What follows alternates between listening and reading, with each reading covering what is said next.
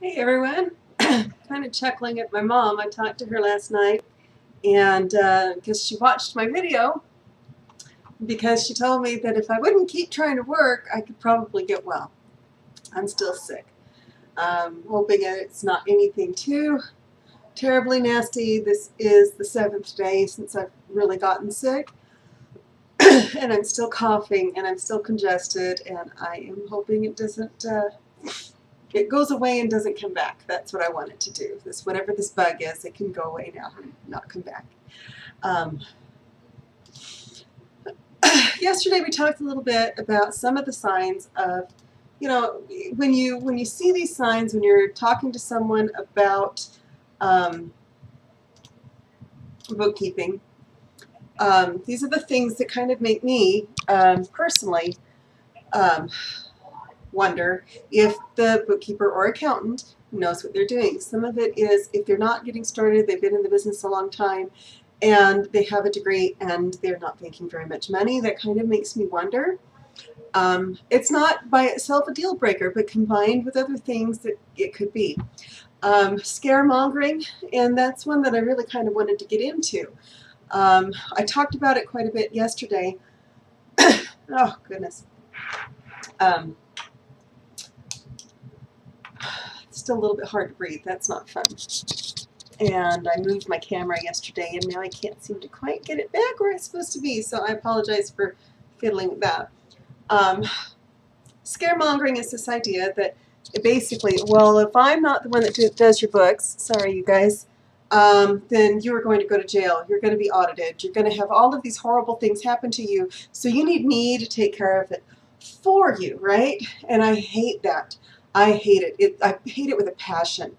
I just heard a friend of mine say, oh, yeah, I hired these CPAs where I just had bookkeepers before, and they're telling, the CPAs are saying that the bookkeepers did such a horrible job that I'm lucky I never went to jail. And I was like, what?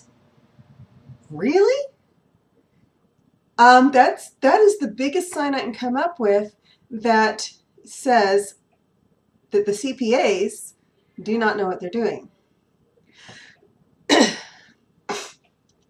So, and I'm kind of hoping he watches this, because this is something that, to me, that's a huge red flag. That is basically someone saying, I don't know what I'm doing, so I am going to try to scare you. Oh, I'm so sorry about the camera. I'm going to try to scare you into becoming my client. Why would I want to scare a client into working with me? I don't want to do that. What I want to do is I want to create so much value for my clients that they wouldn't think of using anybody else, that they wouldn't think of going anywhere else. I want to create so much value for my clients, whether it's a firm, if I'm working for a company, I want to create so much value for them that they couldn't even imagine not having me do their books. I just, that's my big thing. If they rest on their degree, that's another thing that, or justify their degree is how I've always called it. And that is really where they make things sound so complicated that, basically the average person could never understand any of this. So you need me and my 12 degrees so that I can take care of this for you. I've studied rocket science. This is not rocket science.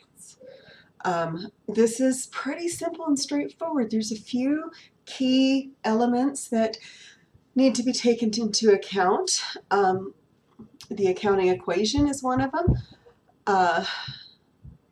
But if they're resting on their degrees, if they're trying to justify their degrees, and by justifying their degree, I mean they're overcomplicating things. Anybody can take a simple concept and make it complicated. Only a genius can take a complicated concept and simplify it. And I honestly know maybe 3 people that can do that. One's my mother.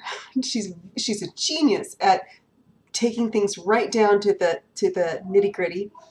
My dad can do it, and my mentor can do it.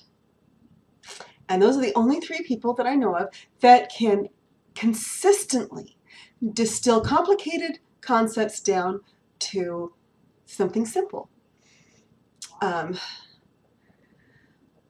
My mom is kind of a genius at it. She's absolutely, she has sat in, we have a friend, or had a friend, he passed away a few years ago, who taught, what did he teach? Advanced mathematics, I want to say. He taught science or math, and I can't remember what. It had to have been advanced math.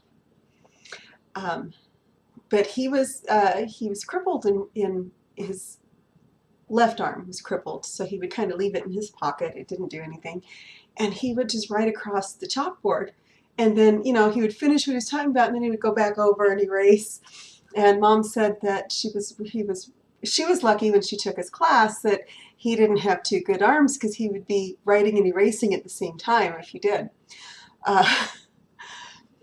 But he came in and he was teaching a class about, or teaching a workshop on something scientific. I don't remember what the subject was. Could have been physics.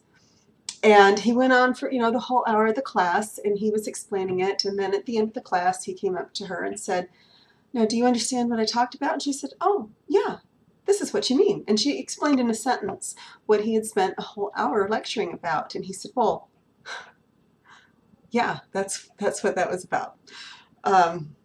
She's just really, really good at distilling things down to absolutely their essence. And not very many people can do that. And not very many people with degrees can do that, because if you read any scientific journals, and I'm a huge reader, so I read a lot. And I like to be a little bit verbose, because I think it makes me sound a little bit more intelligent. And I like to use big words because I think it makes me sound intelligent. Maybe it doesn't, I don't know. But when you read peer-reviewed scientific journals, you can tell that they're really talking about something very simple, and they're fluffing it up with a lot of big words to make it sound even smarter. And so when you read the whole thing and you're going, huh, so I just read a 300-page book on the idea that children should have both parents in their lives. Okay, that was easy. Yeah. And I have read books like that. I've just finished reading a 300-page book, maybe a 400-page book, on how important it is to work deeply instead of shallowly. And shallow work being answering emails, being interrupted a lot. If you're being interrupted a lot, you can't work deeply. And not everybody should work deeply. So sometimes the work that we do is more superficial, and that's fine. But if the guy that wrote this was a doctoral candidate and was able to produce a tremendous amount of work because he planned his time, and he kind of shares how he does that. But really what it comes down to is, this is shallow work, this is deep work. You need to do more of this and less of this. You know what I mean? That's really what the whole book was about.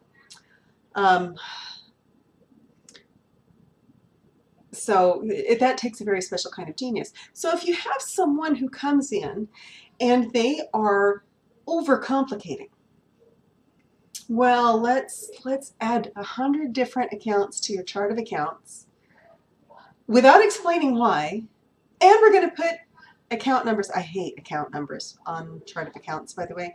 It actually makes it more challenging for me. I don't want to have a chart of accounts on my desk or a key to try to figure out what accounts. If it's meals and entertainment, I know where it goes. If it's gas, I know where it goes. Your chart of accounts should be very, very simple.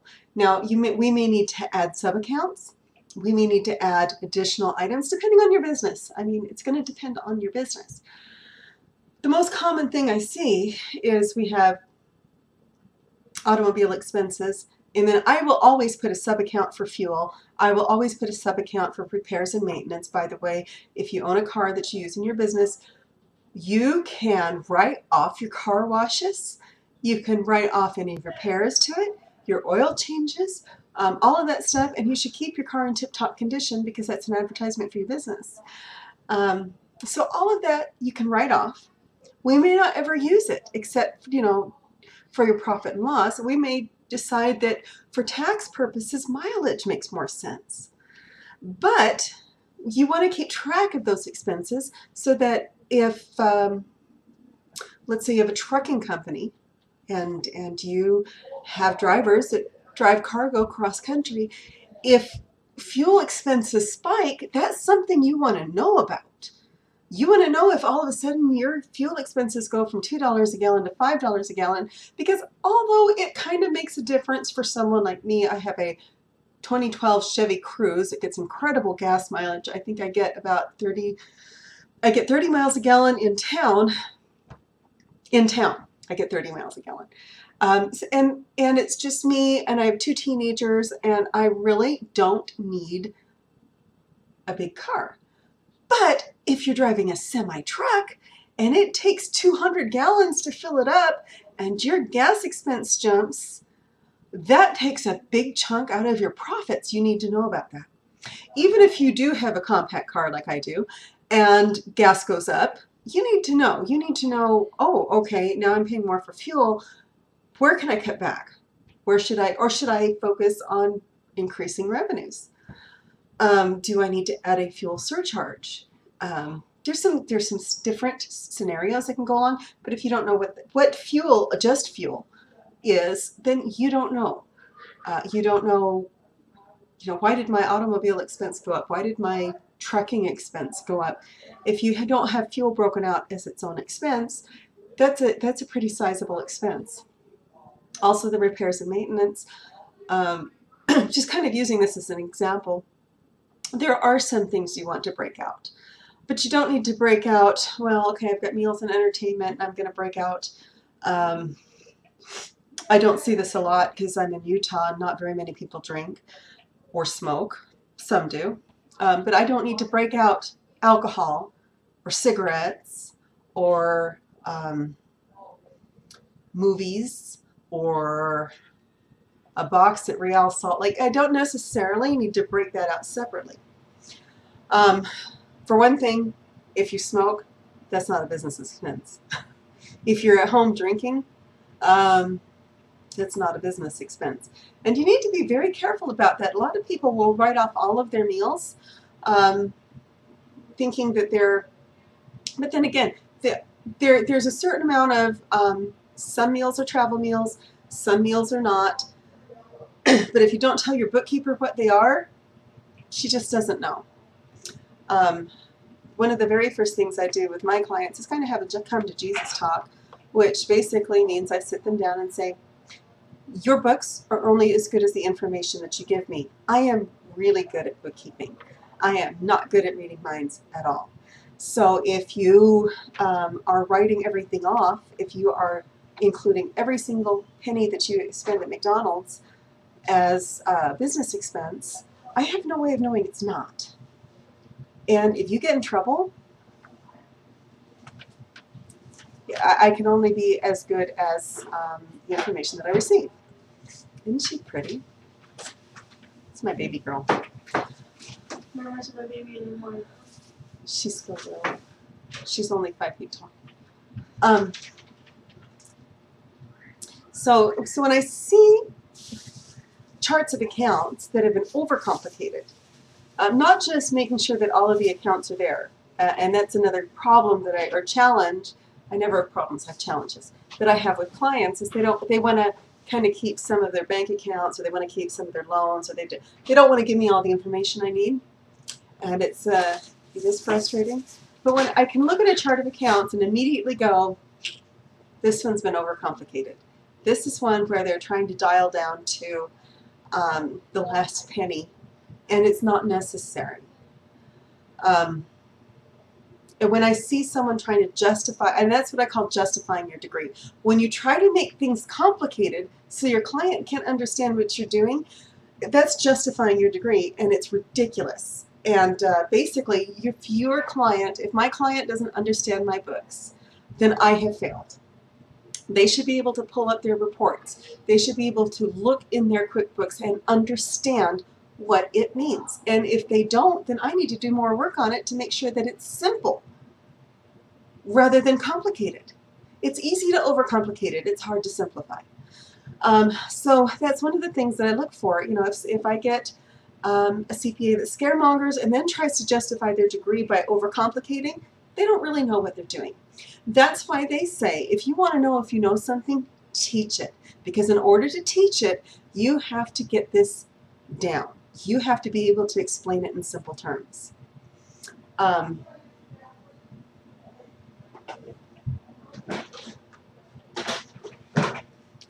She brought back my car key too. Just checking. I said I didn't want to interrupt to fuss at her. And if you can't explain it in simple terms, you don't know it.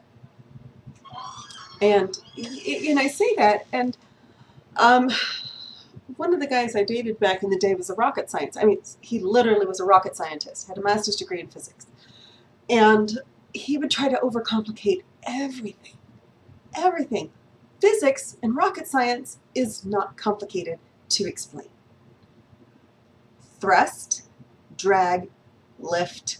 That's really, I mean, this is about aeronautics. And he would try to explain everything so difficultly to try to make himself look smart. And what he didn't realize was, at least in my eyes, I've studied physics. I've studied rocket science. I am I love to learn new stuff. And so I get interested in things. I watch Apollo 13 and I start going, oh, well, you know, what science was behind sending someone to the moon? What science was behind the slingshot around the moon to bring the guys back to Earth? I'm going to study that a little bit. And he would try to make this so complicated, and I would just be like, thrust, drag, lift. That's what it takes to build, you know, to get a rocket off the ground. Just like it takes to fly an airplane. I've taken pilot lessons. Haven't finished them, but I've taken them. If you can't explain it to me, basically, if you can't explain it to a 5th grader, you don't know your stuff. That's kind of where I'm at. If I can go to a 10-year-old and say, okay, this is how much you brought in, this is how much you spent, this is how much you have, this is how much you owe, and this is what you own. If I can't do that and make it make sense to a 10-year-old, I don't know what I'm talking about. And I'm kind of going off about the justifying the degree thing, because I've seen this so often. I have seen people come in and go, well, I have a master's degree in taxation, so that makes me smarter than you. Well, it makes you more knowledgeable about taxation. It makes you more knowledgeable about certain aspects of accounting. Does it make you the best person to do bookkeeping? Maybe, maybe not. And so that's something I look for. If they're I've worked with forensic accountants multiple times, and they usually look at my books and go, this is great. This is exactly what we were looking for. And so when I start hearing that a CPA looks at my books and says, oh, they're a mess, first of all, explain to me what a mess is. That's the other thing I look for. If they're using very generic terms. Oh, this is a disaster. This is a mess. This is a train wreck. Explain why. Because if you can't, and that kind of goes back to what I was talking about yesterday about new bookkeepers coming in or new accountants coming in going, oh, the last person was awful. Yes, this is a competitive field. That's fine. I like competition. I love competition, because if I'm in a competitive field and I'm competing and I'm in my competitive spirit, that means that I have to be better than the last person. It doesn't mean I want to go and kneecap them like Tanya Harding. It means that I have to be better. That means I have to work harder. I have to work smarter. I have to do this better. It doesn't mean that I'm going to break. I don't ever want to tear down the last person. I want to look at their stuff and go, okay, I see what they were doing, and I may not agree with it. That's fine. Different bookkeepers and different accountants have different styles. And there's different ways of doing books that could be correct. But what I care about is, are the reports right? If the reports are right, if I can pull up the reports and look at them and go, okay, I see what's going on here, then I don't care this about the bookkeeping style. I may look at it and go, well, I like to have very consistent naming conventions across the board. So I may go into the chart of accounts and change names. If they've got an account labeled dining out, I may come back and say, what was the purpose of having a dining out account? Is there a reason behind that? Maybe there's a reason behind that. I have a client that went through a divorce, and he wanted to show that he didn't go out to eat, that the food that he was buying was groceries that he was purchasing at home, but that she was going out to eat a lot, and she was spending money hand over fist. And so for that reason, we actually have a category for him that says dining out versus out-of-town meals, because he travels, versus, and then we would have a category for movies. Why? Because he was in the middle of a divorce, and we needed to show that he was not being frivolous in spending money. So there's times when we use unconventional naming, and so I would want to go back to the previous bookkeeper and say, okay, what was your reasoning here? Before I start saying you did it wrong, first of all, I want to know what was your reasoning. And after that's done, then I may say, well, okay, I understand or maybe I don't understand. If I don't understand and they can't explain it to me so I can understand, then it's wrong. But if they explain it and I go, well, I don't really agree with it, I'm going to change a few things, I'm going to tweak a few things. That's not saying that they're wrong, it's just saying it's different from the way I would do it. Again, using the meals and entertainment, if they have a whole bunch of sub-accounts under meals and entertainment, I want to know why, because again, I'm trying to keep things simple. And if they say, well, this client takes potential customers of theirs out to eat, and sometimes they take them out to football games or soccer games, and they want to keep the entertainment part separate from the meals part, then I go, okay, that makes a little bit more sense to me, but now why do they want to do that? Do they not realize that I can pull reports out of QuickBooks that would separate that by vendor? A lot of times customers or clients really don't know what I can do, so it becomes a question of asking, why did you do it this way? What was your purpose? What was your reasoning? And did you realize I can do it in a much simpler way? And once that's been resolved or explained, then again, it doesn't mean the previous person did a bad job. It just means they didn't do the same job I did. Now, if I come in and I say, oh, this really is a train wreck. This is July of 2017. Nothing's been reconciled since 2014. I'm seeing mistakes. I'm seeing meals being posted as something entirely. Why is this going to marketing? Should still be meals and entertainment.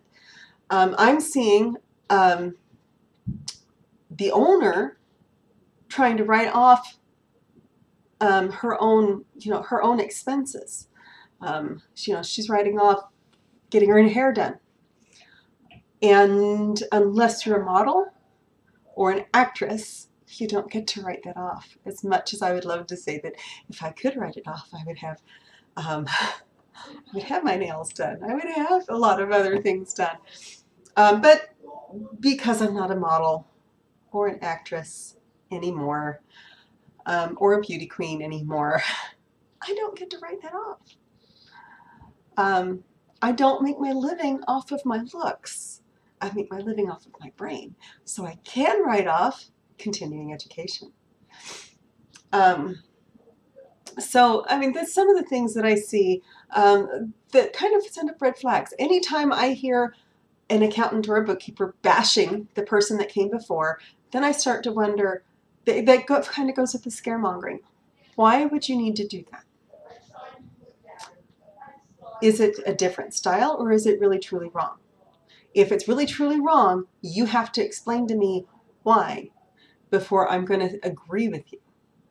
And there's times when, you know, like I said, if it's 2017 and nothing's been reconciled for years, and all of the balances are wrong, and they're putting, say they're not breaking fuel out for the car expenses, or they're putting just putting things. A big thing that I see is things that should go under printing are going under advertising. And even though they're marketing flyers or they're marketing postcards or they're business cards, and you would say that's marketing, it's not. It's been printed. So it still has to go under printing and reproduction. And we can discuss that with your, because you want to, you know, printing and reproduction, if you go out and you buy flyers, that's just you buying flyers, or you're buying brochures, or you're buying postcards. That's something that has to be printed, as opposed to buying a billboard, buying Facebook marketing. You know, even though, yeah, you could say, oh, this was direct mail, you have to kind of have an argument to support that. And if you can't argue to support that, I'm probably going to put everything that was printed, if it came from Alpha Graphics, I'm going to put it under printing and reproduction because it was something that was printed. And then we can discuss, oh wait, this was direct mail postcards and you really did mail them out. But at the same time, I'm still going to say that was printing and postage. That's kind of my style. I like to have things just so. And then you can look at that and go, okay, I spent more in postage, I spent more in printing, and this is why. But I always want to hear the argument. So those are my big three. If they bash the previous bookkeeper, if they're scaremongering, if they're resting on their degree. Oh, you should trust me because I'm a CPA. Well, you know, do you know what you call it? Someone who came in dead last in their medical class. Who came in? What do you call someone that came in last in medical school? You call them doctor. They may not be very good. Of course, here in the U.S., usually, even if they came in last, they're usually pretty good. You have to be pretty good to make it through medical school. But and internship and residency. But is that the person you want doing cutting edge surgeries on you? Still call them doctor. They cannot be very good, but if they passed, you still call them doctor.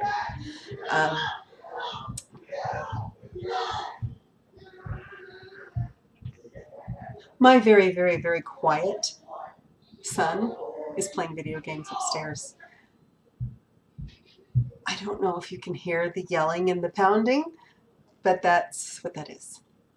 And so, you know, just because someone says, oh, I have a degree in accounting and I have a degree in taxation and I have that may be true, and they may have done the work to get that, but that does not necessarily follow that they know what they're talking about. You still want to interview them. You don't want to accept them just because they have a degree. You want them to, they have to be able to simplify it.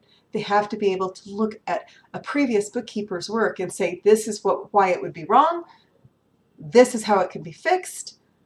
This is just a difference in style. And most accountants I know actually can't do that. I know a couple that can. One gal, and I've talked about her before, has a master's degree in forensic accounting. She can look at that and go, okay, that's a difference in style. I just need to change that.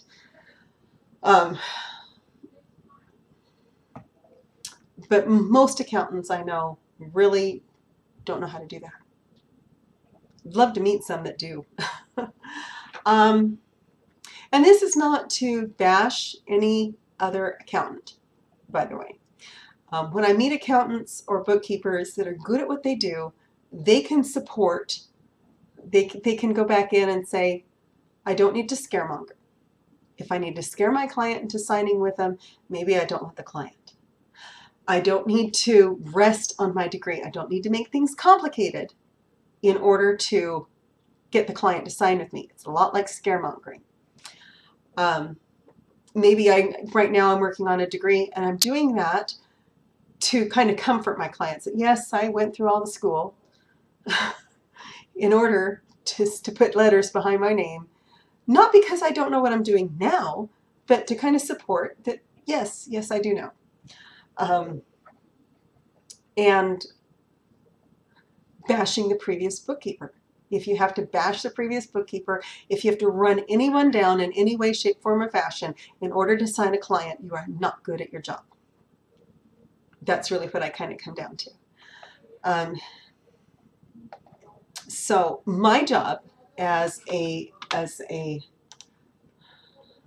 I've already been 30 minutes. My job as an accountant is not to run anyone else down. It is to lift up. My job is to lift up. And so I will look at a previous bookkeeper's work and I may say, well, you know, she's older. She prefers to have everything in paper. That's great, but it doesn't really give me anything to go on. You know, but if you were happy with her, that's fine. That's all I really care about. I may go back into someone's books and go, oh, I can see why there's a problem. Let me explain to you what I'm looking for. Again, there's a lot of, if I can't support the argument with clear, concise, and precise explanations, then there's, you know, there's that bashing thing that goes on. And when I hear about that, I go, you know, I want to clearly, concisely explain and support my position. Oh, your last bookkeeper was not very good. Let me explain why. I see that she left these 5 accounts unreconciled for the past 5 years, and that's not very good for your business. I also found that there were a lot of transactions missing in your checking account, so your balances are not matching up with what your bank does, and we need to figure that out. But the fact that she left it like that kind of makes me worry that she didn't know what she was doing. I may be wrong. But let's get this cleared up. That's kind of the approach that I would take. Again, I don't like to bash people. I'm highly competitive, but I want to be competitive because I'm that good, not to make anyone else, not to put anyone else down. I've been called out on my competitiveness before because by someone who thought that I was trying to run someone else down because she certified for something before I had a chance to. And I was kind of joking around going, oh my gosh, I didn't get to do that first. But it's always, if I say something like that, it's always in fun. There's a reason why I'm always smiling in these videos no matter how bad I feel. I enjoy my job. I like what I do. And I like having a good, healthy competition. I am all for competitiveness. Because if I find someone who's better at my job than I am, I don't want to run them down. I want to build myself up. I want to be better than them, but I want them to bring on their game. Bring it on. I want to, you know, you know how to do this better than I do. That means I need to study and learn how to do it better than you do. That's my version of competition. I'm going to call it good. It's been 33.5 minutes. So I am excited to get well. That's what I'm excited about. I am returning to school as of September 1st is what it looks like right now.